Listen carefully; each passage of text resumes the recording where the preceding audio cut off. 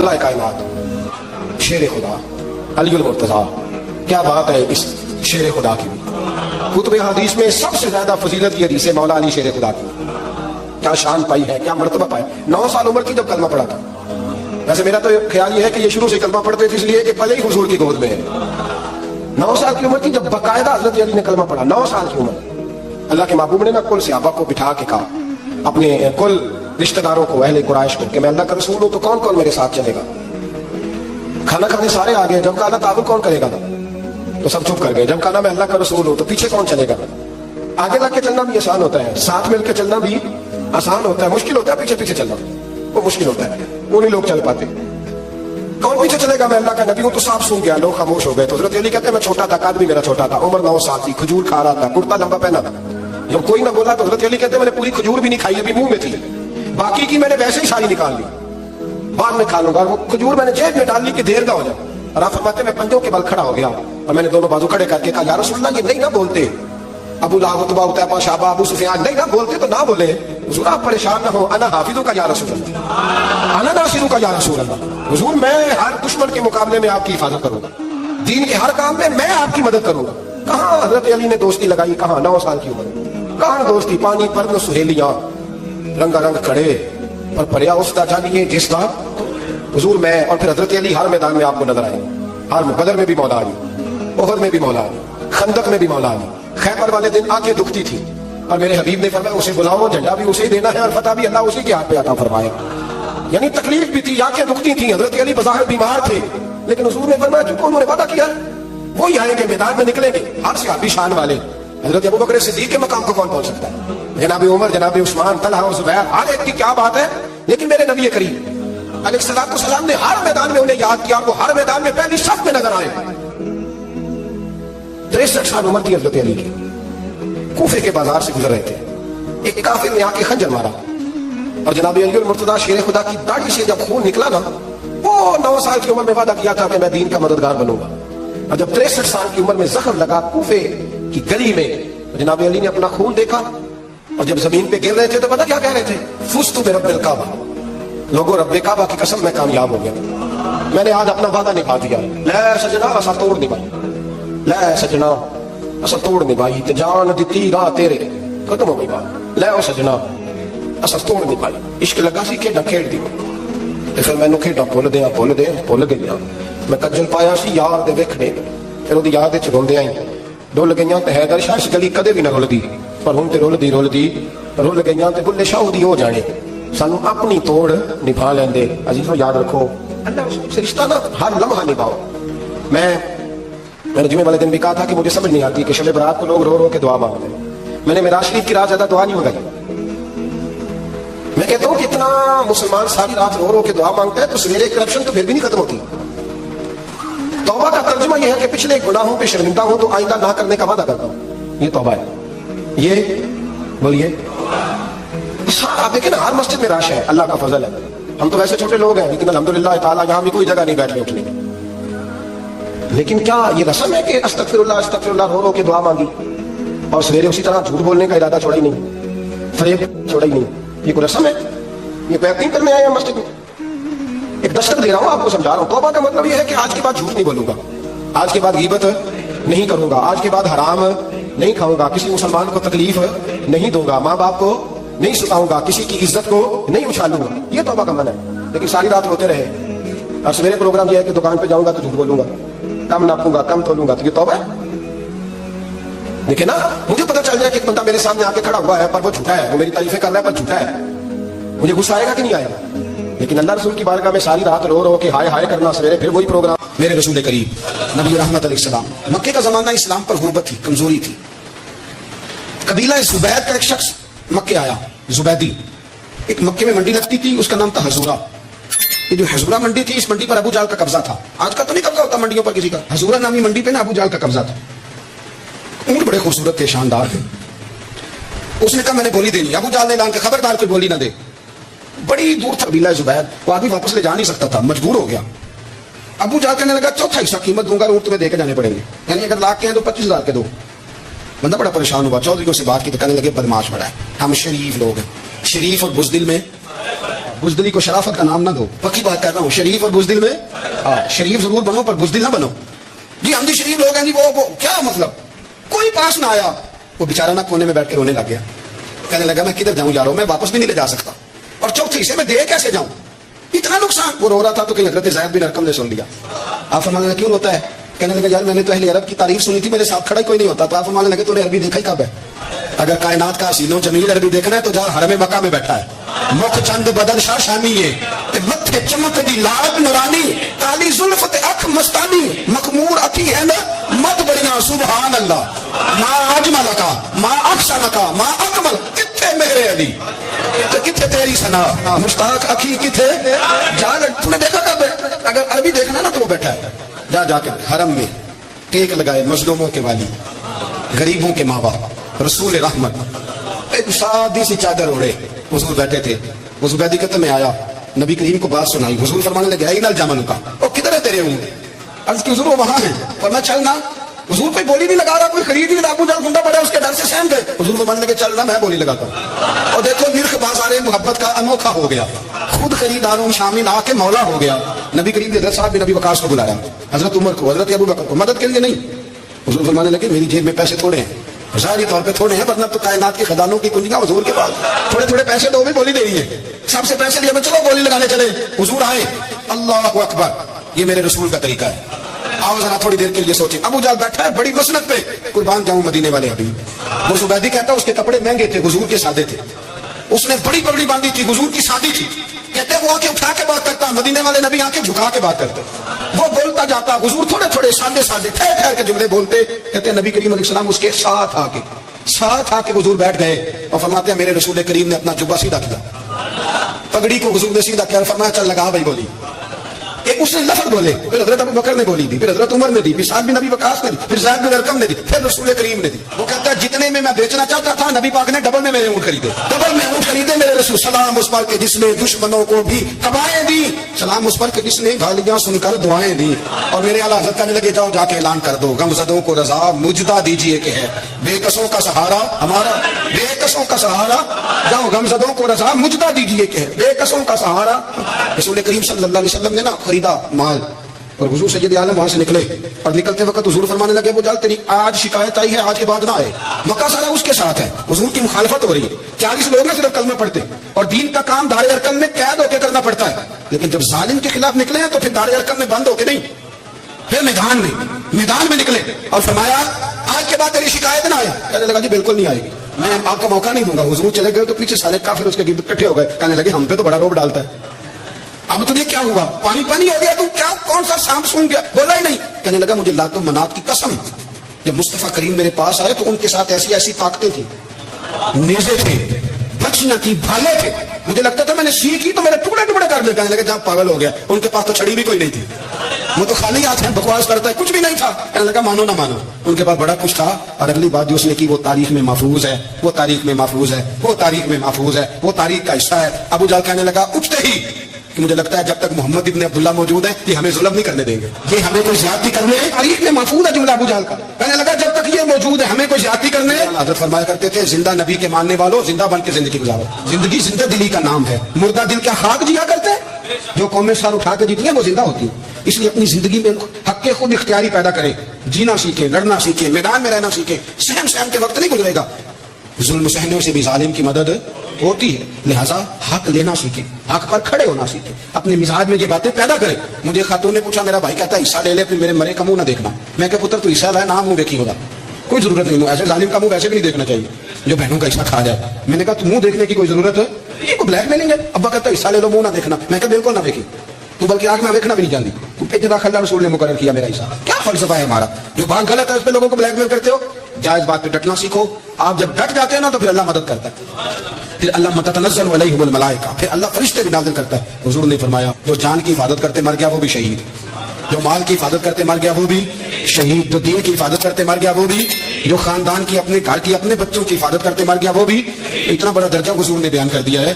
تو کبھی بھی زندگی میں ظالم کے سامنے سرنگو نہ ہونا, کچے پلپلے ہونے کا کبھی بھی اظہار نہ کرنا, کھڑے رہنا. جو کھڑا رہتا ہے رب اس کے ساتھ رہتا ہے. اللہ سمجھنے کی توفیق عطا فرمائے. آپ نے بھی لکھا, ابن شام نے بھی لکھا, البدایہ والنہایہ میں بھی ہے.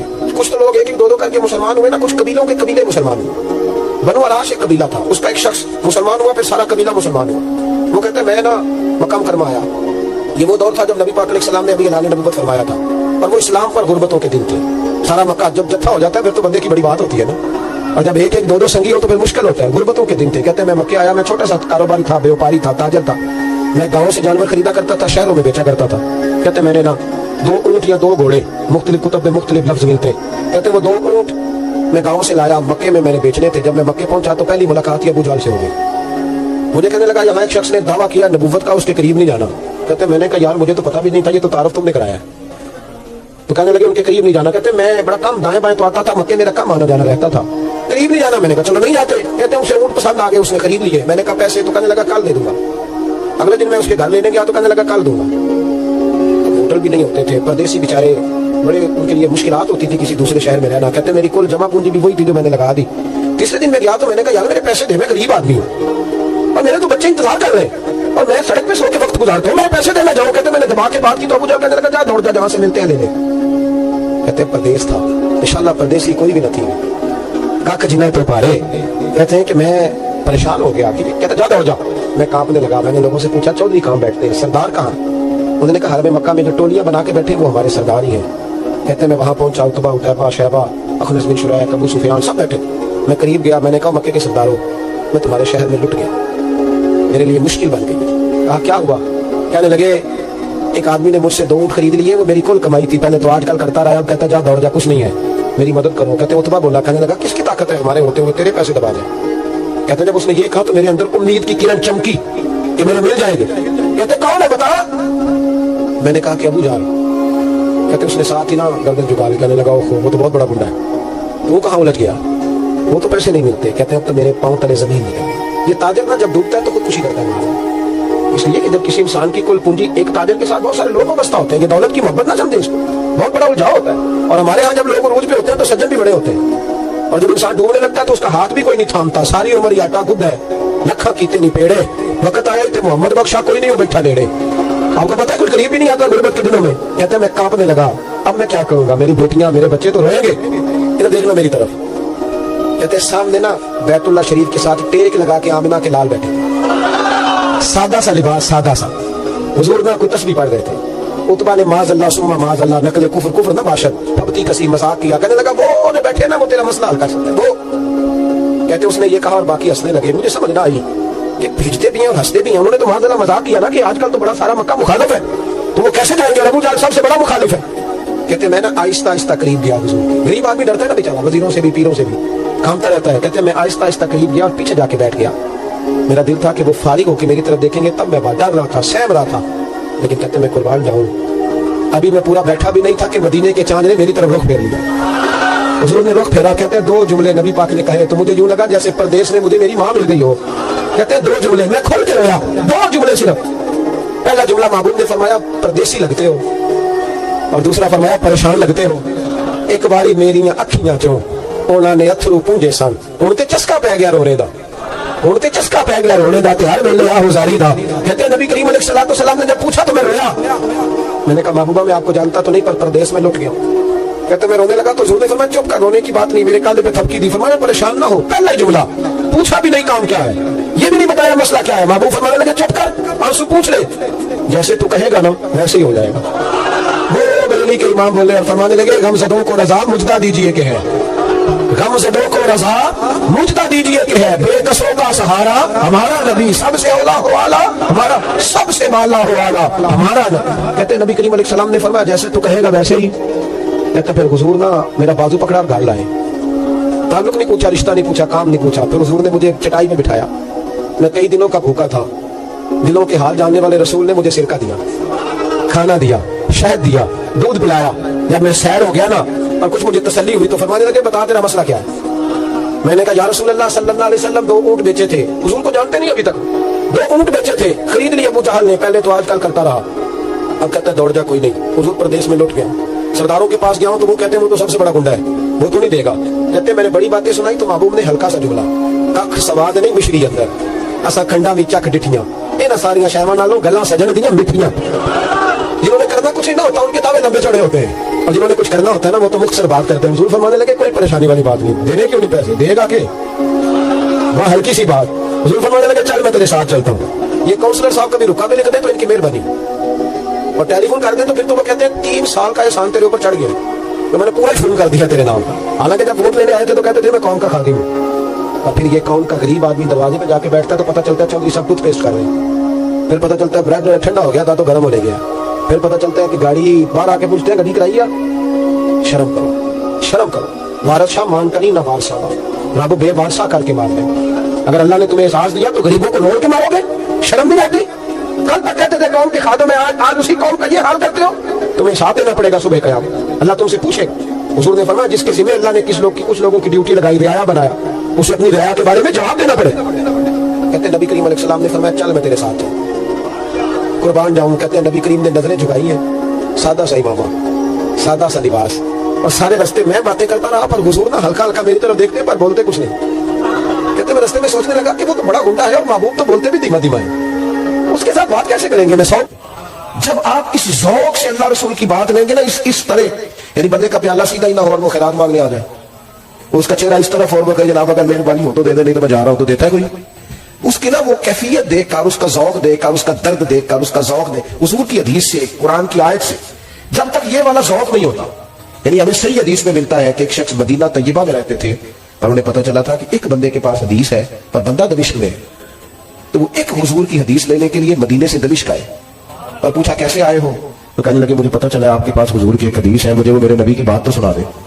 वो जरा हुजूर का फरमान तो, हमारे बुजुर्गों का ये जो शक, आपका क्या ख्याल है? तो जो बाबा तस्बीह 24 घंटे फेरे से वही बनी है, वो भी बड़ी बात है। लेकिन ये जो आपको किताबों में हर वक्त बैठे नजर आते हैं ना, ये जो हर वक्त आपको लाइब्रेरियों के अंदर मौजूद दिखाई देते हैं, ये जो हर वक्त शुरूआत खोले हुए दिखाई देते हैं, ये शुरूआत नहीं खोले हुए, ये मदीने वाले की मोहब्बत के नगमे तराश रहे और प्यार इनका हो रहा है हुजूर के साथ।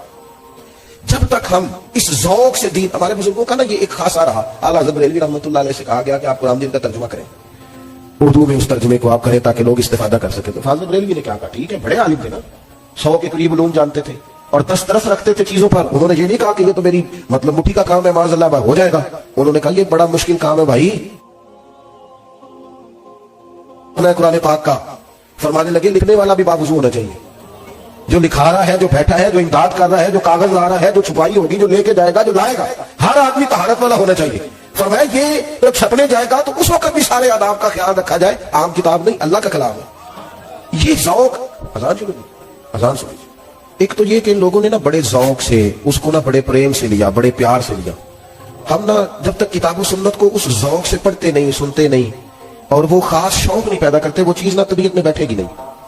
दूसरी फिर बात ये थी, किसी बंदे को कन्फर्म हो जाता है कि ये फलां चीज मेरे बच्चे के लिए बड़ी अच्छी है और फलां इसके लिए नुकसानदेह है, और बच्चा खुदा न खास्ता किसी वजह से बीमार है या उसका जरूरतमंद है, आप अंदाजा कर लें कि वो बंदा ना फिर पूरी जद्दोजहद करता है, पूरी कोशिश करता है। वैसे तो अम्मा का दिल नहीं करता कि हल्की सी सुई भी बच्चे को चुभे, लेकिन अगर डॉक्टर कह देना कि मजबूरी है तो फिर कई दफा वो खुद पैर पकड़ के बच्चे को इंजेक्शन लगवाती है, और जब उसने लगवा लिया फिर उसको सीने से भी लगाती है, प्यार भी करती है। वो कहती है पुत्र ये मेरी मजबूरी थी, वरना मैं चाहती नहीं। जब किसी चीज को अपने बच्चे के लिए बड़ा बेहतर जानते हैं ना, आपने देखा नहीं सारी जिंदगी बाप परदेश में गुजारा है, सारी जिंदगी तकलीफ में गुजारी है, किस लिए? कि मेरे बच्चे पढ़ जाए, काबिल हो जाए, आगे चले जाए। हमारे बुजुर्गों को चूंकि मोहब्बत अल्लाह रसूल से थी, तो जिस शौक से वो दीन का इल्म पढ़ते थे ना, फिर उससे कहीं ज्यादा ज़ौक़ के साथ वो दीन को फैलाया भी करते थे। किसी बंदे के साथ भी वो इस तरह का सलूक करते थे कि ये बिल्कुल बच्चा है जो कि दीन नहीं पढ़ा हुआ, तो वो उसको जब समझाते थे, कायल करते थे, तो एक पीछे दर्द होता था, एक पीछे ज़ौक़ होता था। आपकी तवज्जो है मेरी बात पर? हमारे यहाँ बिल्ला माशाअल्लाह मेरी तरह के लोग चूंकि तकरीरें करते हैं तो रवायती पानी मौजूद चल रहा है, आजकल वही मौजूद बयान होता है, अगले और कौम भी यही चाहती होती है कि मैंने जाना है तो फलां उन्वान पर तकरीर होगी और फिर वो 3, 4, 6, 8 नुक्ते होंगे, और अगर मौलवी साहब जोशीले हों फिर तो क्या ही बात है। और जिस तरह हमारे यहाँ अबुलमा से ज्यादा जोशीले नकीबे मजलिस होते हैं, तो अल्लाह करे कोई एक जगह ठहर के नकाबत करे, वरना मेरी तरह का बंदा तो डर रहा होता है, तो थोड़ा इधर चले जाते हैं, फिर थोड़ा उधर चले जाते हैं, फिर एक और बड़ी खौफनाक बात करते हैं, कहते तगड़े हो जो मैं जुमला देने लगा, तो कई दफा डर लगता है कि जुमला देने लगा है कि बम चलाने लगा है कोई, तो कह जो तुम्हें कहना है। आयात पढ़ी उलमा ने, अहादीस पढ़ी, कोई इतनी ज्यादा तो नहीं परेशानी का उन्होंने इजहार किया जितनी आप परेशानी का इजहार कर रहे हैं। और फिर बाज़-औक़ात तो इतनी खौफनाक सूरत हाल हो जाती है कि मेरी तरह का बंदा वो भी डर रहा होता है कि जब मैं हाथ ना खड़े किए थे पता नहीं उन्हें की फतवा आएगा, क्योंकि ये तो कह रहे हैं कि तू आशिक ही नहीं, तो हाथी नहीं चकिया, क्या मतलब किस तरफ चले गए? वो किधर गई हदीस जिसमें सहाबा फरमाते हैं सरों पे परिंदे बैठे होते थे? हिलेंगे तो वो उड़ जाएंगे, तो त्याग चुकी है परिंदा नहीं जाए क्या? चले जो उठाए अच्छी बात है, उससे इनकार नहीं, जरूर उठाए, खैर की बात। लेकिन जो नहीं उठा रहा उस पर जमा किस बात का, उस पर फतवा किस बात का, आजमाइश किस बात का? इसलिए नकीब महफिल से बिलखुसूस मैं अर्ज करना चाहूंगा कि कुछ चीजें ऐसी हैं जिनका इत्दाल में होना बड़ा जरूरी है, बड़ा जरूरी है, उनको इत्दाल में रखा जाए। आप मेरी बात को समझेंगे। हमारे बुजुर्गों ने, सूफिया ने ना, दर्द था उनके दिलों में कि मैंने दीन फैलाना है, दर्द था। बेनमाजी को देख के परेशान हो जाते थे। जो बंदा मस्जिद नहीं आता था उसको देखकर उनका दिल दुखता था। किसी को कुरान पाक नहीं आता तो परेशान थे। हजरत बाजीद बुस्तामी रहमतुल्लाह अलैह देखते किसी नौजवान को कि वो दीन से दूर है या किसी गुनाह में है या माज़अल्लाह मुसलमान नहीं है तो रो पड़ते, कहते मालिक तूने कितना खूबसूरत बनाया है, इससे वो वाले काम करा जो इसे जन्नत में ले जाए। ऐसा ना हो कि ये जहन्नुम का ईंधन बन जाए। वो दर्द था, उस दर्द से उन्होंने दीन फैलाया, उस दर्द से उन्होंने। कोई नहीं चपती थी किताबें इतनी तेजी से आला हज़रत के जमाने में, लेकिन वो दर्द था जो उन्हें बैठने नहीं देता था। सुबह लिखते, शाम लिखते, मुशक्कत करते। एक आदमी सैकड़ों आदमियों का काम तने तनहा करता। ड्यूटियां की उन लोगों ने। आप कभी आज उनकी किताबें लोगों से पूरी पढ़ी नहीं जा रही, बताओ किस तरह लिखी। और वो किताब इस तरह नहीं है कि दो चार चीजें इधर से ली, दो चार इधर से ली, तो 5 किताबें सामने रखी तो छठी भी बन गई उनमें से। इस तरह नहीं है वो तो काम इस तरह है कि एक एक जुमले पर कई कई कुतुब के हवाला जात है। वो अंदर ना, वो किसी दरवेश ने कहा था पानी लोड़ नहीं हड़ा लो रह बरा दो।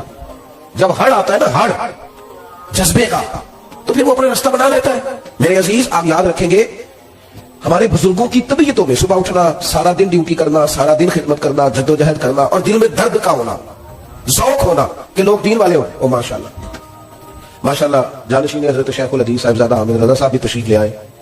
तो मैं यर्ज़ कर रहा था कि ज़ौक़, जब आपका शौक हो जाता है ना, मैंने दीन फैलाना है, तबलीग करनी है, फिर बंदा निकलता है। फिर उसमें वो हुज़ूर गौसे पाक रज़ी अल्लाह तआला अन्हु जब मजलिस वाज़ मुनक्किद करते थे ना, मिंबर पे बैठते तो आने से पहले दुआ मांगते थे। कहते थे अल्लाह मैं बात करूंगा तो उसमें तासीर पैदा कर देना।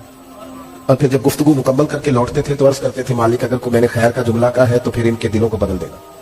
वो एक यानी मजमे से दान लेना मकसूद नहीं, दावत दीन देनी है, पैगाम हक सुनाना है। दिल में एक दर्द है कि बेदीनों को दीनदार किया जाए, जो मस्जिद से दूर है उन्हें मस्जिद के करीब किया जाए।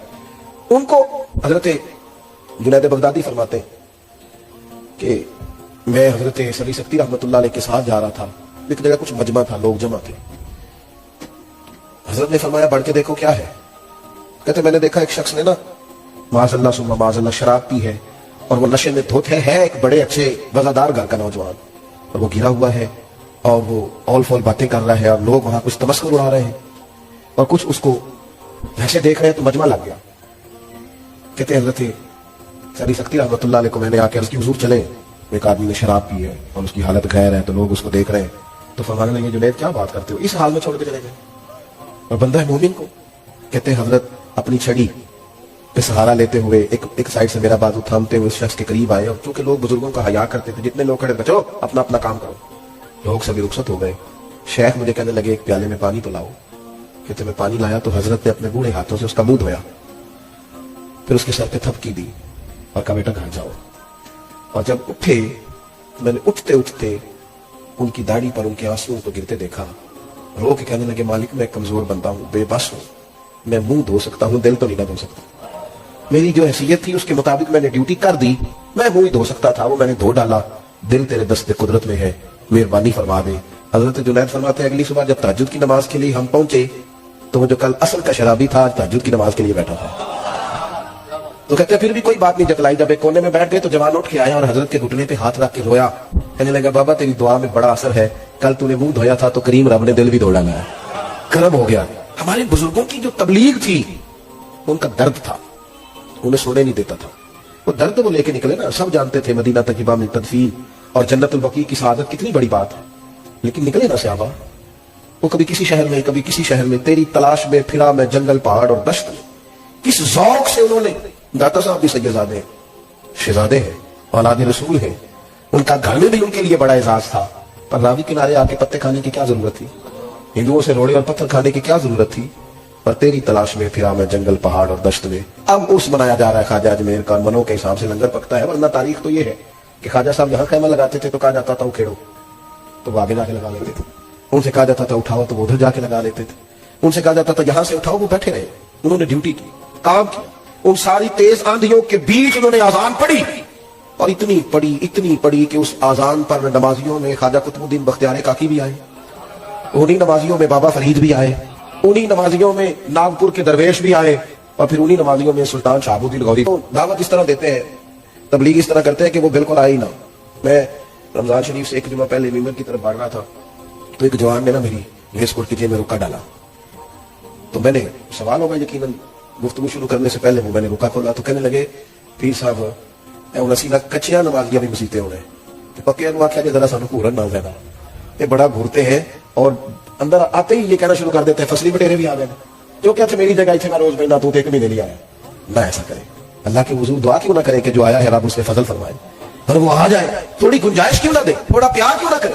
یہ جوان کوئی غیر نہیں ہے, اپنے ہیں, نہیں ہے ان کے چہرے پہ داڑھی اور نہیں ہے ان کے سر پہ پگڑی, لیکن میں نے کلین شیو بچوں کو بھی حضور کی ناک پہ روتے دیکھا ہے.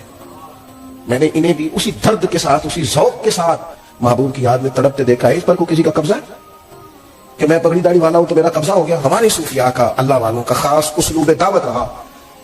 وہ زازان نام کا گویا تھا نا, تو بڑی سریلی آواز تھی اور بڑی دور دور سے لوگ آتے تھے. حضرت عبداللہ ابن مسعود گزرے, آپ کے کانوں میں آواز گئی تو کھڑے ہو کے پتہ کیا تنقید نہیں کی. ہمارے ہاں تو وہ نقد ہے تنقید اسی وقت. دیکھو جناب کیا تماشے لگے ہوئے, قوم میں آئی یہ نہیں ٹھیک ہو سکتا, ان کا کچھ نہیں ہو سکتا. حضرت بھی گزرے, محفل ٹھیک نہیں تھی اور اس کی آواز کانوں میں آئی تو اس پہ تنقید بھی ہو سکتی تھی. لیکن حضرت عبداللہ ابن مسعود کون, محبوب نے فرمایا اس سے قرآن سیکھا کرو, یہ عبداللہ اسی طرح پڑھتے ہیں جس طرح میرے اوپر نازل ہوا تھا. اور درخت پہ چڑھے ہوئے تھے حضرت عبداللہ ابن مسعود مسواک لینے کے لیے, تو پنڈلیاں کچھ پتلی پتلی تھی. تو بعض لوگ دیکھ کے مسکرائے کہ دیکھو کیسی چھوٹی چھوٹی ٹانگیں. تو محبوب نے فرمایا میرے عبداللہ کی پنڈلیوں پر تم ہنستے ہو, یہ تمہیں قیامت میں پتہ چلے گا ان کی قدر کیا ہے, ان کا احساس کیا ہے. اتنا بڑا حضرت عبداللہ ابن مسعود قریب سے گزرے تو کانوں میں آواز گئی اس شخص کی, ذرا رک گئے اور ایک ٹھنڈی آہ بھری. فرمانے لگے کتنی سونی آواز ہے, کاش یہ قرآن پاک پڑھتا. میں اس سے زیادہ نہیں. تنقید کئی دفعہ کریں تو وہ کہتا ہے جا اپنا کام کر. فرمایا کتنی خوبصورت آواز ہے, کاش قرآن یہ کہہ کے چلے گئے. وہ فارغ ہو کے نکلا تو وہاں جو لوگ موجود تھے نا, انہوں نے اسے کہا او اللہ کے بندے آج پتہ کیا ہوا ہے؟ اس نے کہا کیا ہوا؟ کہنے لگے حضرت عبداللہ ابن مسعود کو جانتے ہو صحابی رسول صلی اللہ تعالی وسلم؟ کہا ہاں. کہنے لگے آج گزرے تھے. کیا ہوا؟ تیری آواز ان کے کانوں میں گئی, ان کے لہجے پہ عجیب سا اثر دیکھا اور ٹھنڈی آہ بھر کے انہوں نے کہا کاش وہ قرآن پاک پڑھتا تو اس آواز میں کتنا اور حسن اللہ پیدا کرتا. وہ بندہ چند منٹ وہاں کھڑا رہا, کسی نے تقریر نہیں سنائی, کچھ بھی نہیں کیا, وہیں کھڑے رہے. کہنے لگے تمہیں گھر کا پتہ ہے ان کے, گھر کا پتہ ہے؟ کہ جناب پتہ ہے کہاں ہے, فلاں علاقے میں فلاں گلی میں فلاں محلے میں. دوڑے گئے, دروازے پہ دستک دی, حضرت تشریف لائے. میاں کیسے آئے ہو؟ کہا حضور میں آ گیا ہوں, آپ نے کہا تھا نا کتنی سونی آواز ہے, کاش قرآن پڑھے تو میں آ گیا ہوں, پڑھا دے مجھے قرآن پاک. ہم قرآن پاک ہی پڑھا جائے گا. تیسری بات, اور اس پر میں نے اپنی بات کو ختم کرنا ہے, ایک تو سیکھیں تو ذوق سے, ایک اسے پھیلائیں تو ذوق سے, اور یہ کہ دین کے کام کو نا اور دین کی دعوت کو اس کو مناسب منصوبہ بندی کے ساتھ آگے بڑھائیں. صرف اس کو تبرک نہ بنائیں, خالی تبرک نہ